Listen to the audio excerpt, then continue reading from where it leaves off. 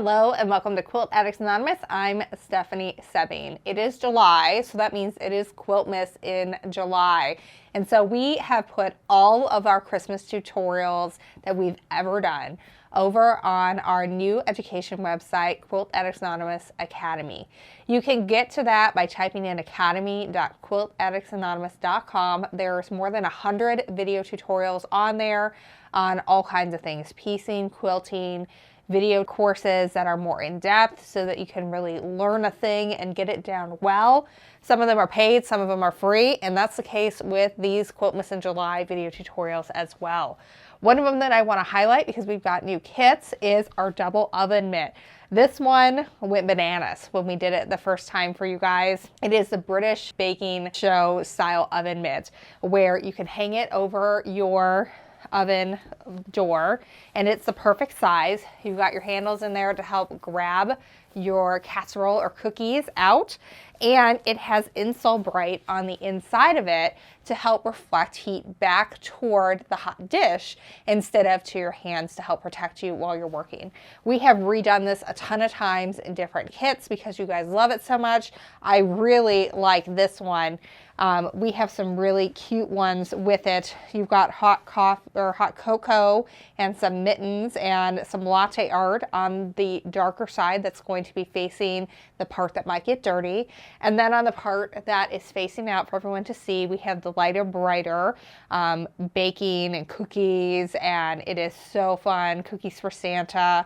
And then we have a nice bias binding here that is a check, and I love a check as a bias binding. It's absolutely fabulous because it looks diagonal as it goes all around the area. So make sure you head on over to academy.quiltaddictsanonymous.com. You can watch this tutorial for free. This one also comes with a free pattern. In this particular tutorial on the Double Oven Mitt, you're going to learn how to work with Insul-Bright to make sure that it's facing the correct way and layer it with batting so that way your hands are protected when you're working with hot items. We're also going to learn how to make 5 yards of bias binding from a fat quarter. That is a really good trick to know, and it's like magic when you do it. It's so fabulous. And then we're also going to talk about hand sewing binding. So in this sample, our sample maker for time purposes did stitch in the ditch around the entire thing. And, you know, it's a choice. It's a choice that you absolutely can make. But for me, I really like the look of hand stitching, and I'm going to zoom in to show you why. So some of this could be avoided by thread choice or maybe going over it with a zigzag stitch so it's meant to be seen. But in this case, they're trying to stitch in the ditch on the back, and our sample maker chose black thread because it blended really well with the back here. But on the front here, you can really see it. And even in areas where it's pretty close, you can still, sometimes it's on the red and you can see the black there. Sometimes it's on the white. Sometimes it is actually in the ditch. But it's just really hard to make sure that everything is covered and everything looks nice and neat.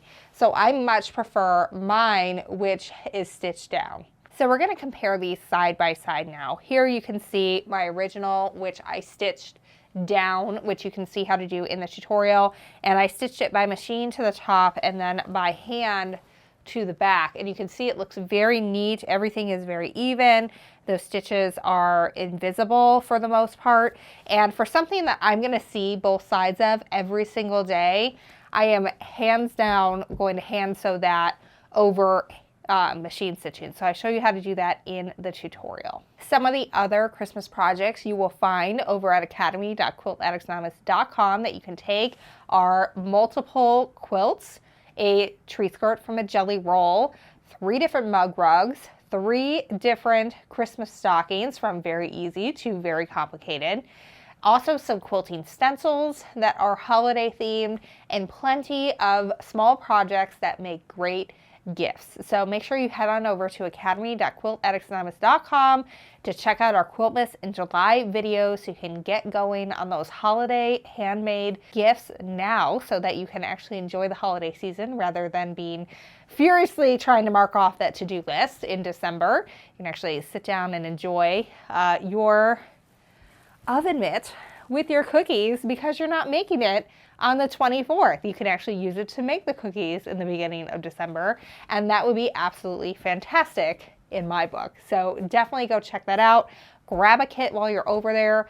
Some of the classes are free, some of them are paid, some of the patterns are free, some of them are paid. It's a mix, but it's a lot of really fun stuff that we put together over the years for our 12 Makes a Christmas series and our Quiltmas in July series. And so this year you can get them all in one go and plan your gifts ahead.